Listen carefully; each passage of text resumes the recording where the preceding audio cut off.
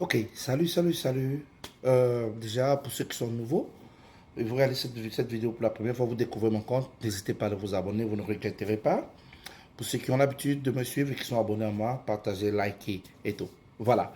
Il y a une question qui est récurrente, dont les jeunes frères qui viennent de rejoindre l'armée me posent la question de savoir quels sont les bénéfices que je peux avoir de l'armée et est-ce que ces bénéfices sont des acquis?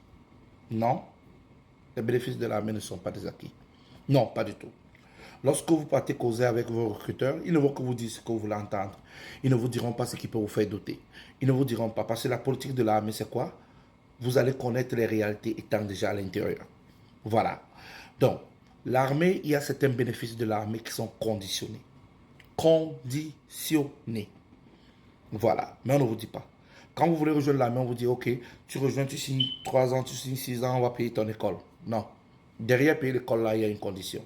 Voilà. Et quelles sont ces conditions? Allons-y, asseyez-vous bien. D'accord. L'armée a ce qu'ils appellent le flag. Flag veut dire quoi? Cela veut dire que c'est une suspension favorable des actions personnelles. OK? Qui veut dire encore quoi? Être signalé. Qui veut dire encore en d'autres termes être rouge.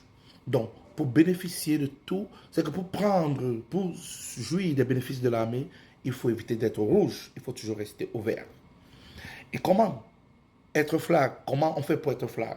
Pour être flag, il suffit que vous êtes en surpoids et vous échouez à la pesée, conduite dans ton unité. Vous échouez à l'épreuve physique, conduite dans ton unité. Vous échouez à la qualification tir à l'arme, conduite dans ton unité.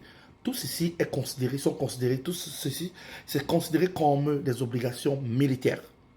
D'accord. Maintenant, si par exemple vous avez été arrêté par la police, vous avez combien de délits et tout, vous êtes flag.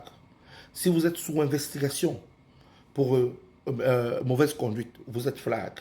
Si peut-être vous avez manqué le travail et vous êtes AWOL, qui veut dire absence without leave, vous êtes flag. Et maintenant, lorsque vous êtes flag, qu'est-ce qui vous arrive? Monsieur, on ne paye pas votre école jusqu'à ce que vous mettez à jour. Et imaginez, ça peut prendre 2 ans, 3 ans, vous êtes toujours au rouge, on ne va pas payer votre école. L'armée ne vous dira pas cela. Ils vous diront juste, on va payer votre école, vous avez les bénéfices, vous avez ceci. Et encore, le flag peut encore aller plus loin. Ça peut vous empêcher de vous réenrôler dans l'armée, c'est-à-dire que de prolonger votre contrat. Ça peut vous empêcher de recevoir des promotions. L'armée vous empêche, le flag vous empêche aussi qu'on vous assigne dans une autre unité ou bien comment.